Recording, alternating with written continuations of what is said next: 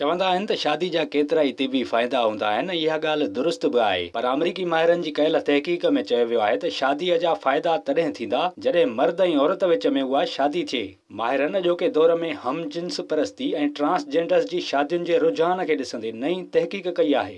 Duke university जे तिबी रिसाले में शाया थियल तहक़ीक़ मूजिबि अमरीकी माहिरनि शादी जा फ़ाइदा ॼाणण लाइ 1,54,000 खां वधीक जोड़नि जी ॼाण गॾु करे जाइज़ो वरितो। तहक़ीक़ दौरान माहिरनि 2600 खां वधीक हमजिन्स परस्त जोड़नि ऐं 1500 अहिड़ा रुझान रखंदड़ जोड़नि समेत मर्दनि ऐं औरतुनि जी शादियुनि जो जाइज़ो वरितो। तहक़ीक़ में मर्दनि ऐं औरतुनि जे जोड़नि जो अंग 1.5 लख हो। माहिरनि सभिनी रज़ाकारनि खां सवाल कया, जिन में सिहत, समाजी हैसियत, कमाई, दौलत, बचत, ज़हनी सुकून ऐं ख़ुशीअ बाबति सवाल शामिल हुआ। माहिरनि नतीजो वरितो त शादी मजमूई तौर ते इंसान जे जिस्मानी ऐं ज़हनी सिहत ते असरअंदाज़ थिए थी, जॾहिं त हमजिन्स परस्त ऐं ॿियनि जिन्सुनि में दिलचस्पी रखंदड़ माण्हुनि खे शादी को ख़ासि फ़ाइदो नथी ॾिए। नतीजनि मां ख़बर पई त तकरारी जिन्सी रुझान रखण ऐं हमजिन्स परस्तीअ ॾांहुं राग़िब शादीशुदा जोड़नि जी ज़िंदगी ऐं सिहत अकेलनि माण्हुनि खां बि ख़राब हूंदी आहे। तहक़ीक़ मां ख़बर पई त मर्द ऐं औरतुनि विच में ई शादी दिली सुकून, ख़ुशी, ज़हानत ऐं समाज में वक़ार जो सबबु बणिजे थी ऐं इन जा केतिरा ई जिस्मानी फ़ाइदा बि हूंदा आहिनि। नतीजनि में इहा ॻाल्हि बि साम्हूं आई त कुदरती तौर ते मर्द ऐं औरतुनि विच में थियल शादीअ सां